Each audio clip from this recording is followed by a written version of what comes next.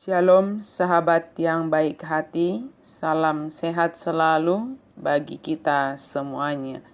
Marilah kita bersatu di dalam doa. Kami memuji memuliakan Engkau ya Allah yang maha baik, yang senantiasa memberkati dan menyertai perjalanan hidup kami. Saat ini kami hendak merenungkan firman-Mu ya Tuhan. Dengan segala kerendahan hati kami memohon tuntunan Tuhan. Membuka hati dan pikiran kami dalam merenungkan firman-Mu. Amin. Firman Tuhan bagi kita pada hari ini dari Galatia 6 ayat 7. Jangan sesat. Allah tidak membiarkan dirinya dipermainkan. Karena apa yang ditabur orang, itu juga yang akan dituainya.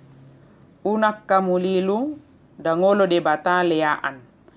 Ai ia disabur halak, ido gotilonna. Apa yang ditabur orang, itu juga yang akan dituainya.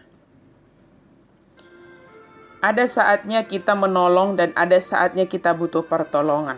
Ada saatnya kita dibutuhkan oleh sesama kita dan ada saatnya kita membutuhkan sesama.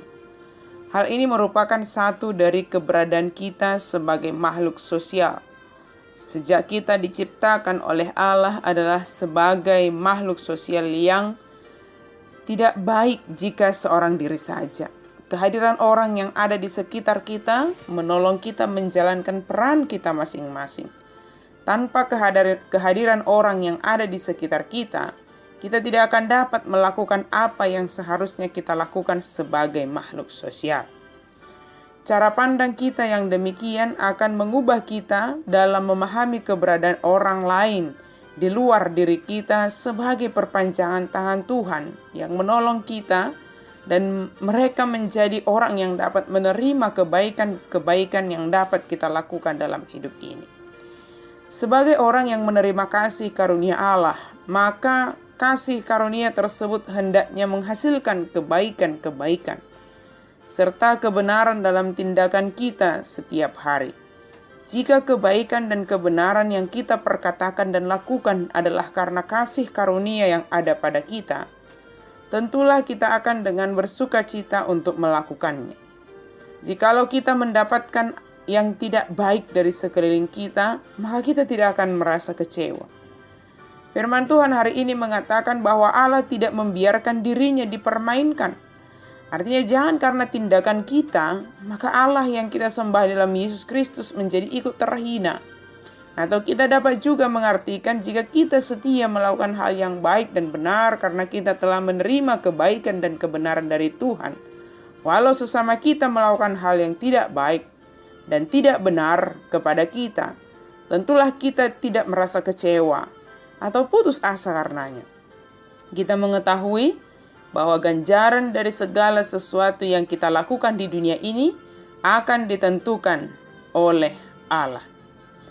Jika kita setia melakukan kebaikan dan kebenaran dalam hidup kita ini, maka harapkanlah kebaikan dan kebenaran itu datangnya dari Tuhan. Allah tidak akan membiarkan ketidakbaikan, kejahatan selamanya berkuasa atas dunia ini.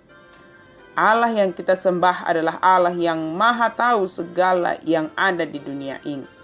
Dia tahu apa yang kita pikirkan. Dia tahu apa yang kita lakukan. Dia tahu apa yang kita rencanakan. Sekalipun kebaikan dan kebenaran yang kita lakukan itu tersembunyi di hadapan manusia, di hadapan Allah semuanya tidak ada yang tersembunyi. Semuanya jelas di hadapan Allah. Terkadang kita dapat melihat secara jelas seperti seorang petani yang menanam padi, ikut juga tumbuh ilalang dan rumput liar lainnya. Ilalang dan rumput liar bahkan hama yang menyerang tidak menyurutkan petani dalam menanam dan merawat padinya, sehingga akhirnya dia akan dapat menuai hasilnya. Sahabat yang baik hati, demikianlah halnya kita dalam melakukan kebaikan, dalam menolong dan membantu sesama kita. Walau terkadang banyak hambatan dan tantangannya, jika kita setia melakukan kebaikan dan kebenaran tersebut, maka saatnya akan tiba, kita akan menuainya. Bahkan hingga kepada keturunan kita dapat merasakan kebaikan dan kebenaran yang kita lakukan di dalam kasih karunia Allah. Tuhan menolong kita untuk setia berbuat baik dan benar, karena kita telah menerima kasih karunia Allah. Amin. Mari kita berdoa. Terima kasih Tuhan untuk firman-Mu. Ajarlah kami untuk senantiasa setia melakukan kebaikan-kebaikan di dalam perjalanan hidup kami. Karena kami percaya Tuhan, Engkau Maha Tahu dan Engkau tahu apa yang terbaik yang harus kami lakukan, yang harus kami hadapi. Mampukan kami ya Tuhan, dalam nama Yesus kami berdoa dan bersyukur. Amin.